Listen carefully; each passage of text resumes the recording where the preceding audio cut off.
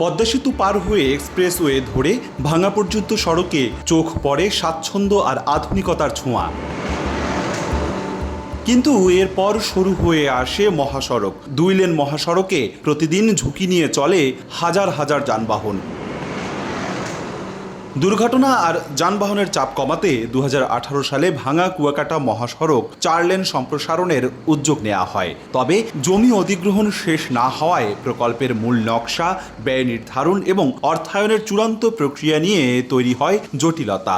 এতে থমকে যায় দৃশ্যমান কাজ। 26 একরের মতো জমি ইতিমধ্যে আমরা বুঝে পেয়েছি, আর আমাদের হাতে আরও যে দুটো এলিগেস আছে সেই দুটো এলিগেসের মাধ্যমে আমরা হয়তো আরও 21 একরের মতো জমি আমরা বুঝে নিতে পারবো।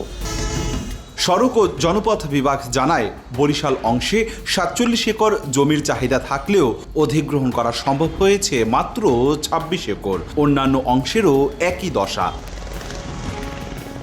সড়কটি সরু হওয়ায় পরিবহন খরচ যেমন বাড়ছে, তেমনি দীর্ঘ হচ্ছে পণ্য পরিবহনের সময়। দক্ষিণাঞ্চলের অর্থনীতি চাঙা করতে মহাসড়কটি 4 লেনে উন্নীত করাকে লাইফলাইন হিসেবে দেখছেন ব্যবসায়ী নেতারা।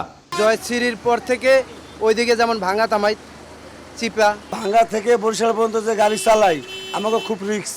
এই চিপা রাস্তার জন্য গাড়ি ভালোভাবে চালানো যায় না। আমাদের দাবি যে 4 লেন যদি হয় তাহলে আমাকে সবচেয়ে ভালো হয়, নয়তো প্রতিদিন দুর্ঘটনার শিকার করা হয়। আমাদের যে সময়টা ব্যয় হয় এতে আমাদের কোনো বেনিফিট আসতেছে না। আমি একজন নাগরিক হিসেবে আমার সরকারের প্রতি দাবি হচ্ছে এটা দ্রুত বাস্তবায়ন করার ব্যবস্থা করা দরকার। ব্যবসা বাণিজ্যের যে অগ্রগতি এবং দক্ষিণাঞ্চলের যে প্রকৃত সুফল, সেই সুফলটা আমরা আসলে পাচ্ছি না।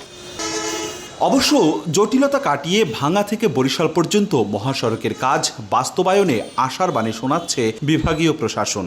রাস্তাটি 4 লেন মনে করি এটা খুবই গুরুত্বপূর্ণ এবং সেটি সরকার 4 লেনে সেটি উন্নীত করবে। এখানে যে জমি অধিগ্রহণ প্রায় 47 একর যে জমি অধিগ্রহণ সেটি হয়ে গেছে।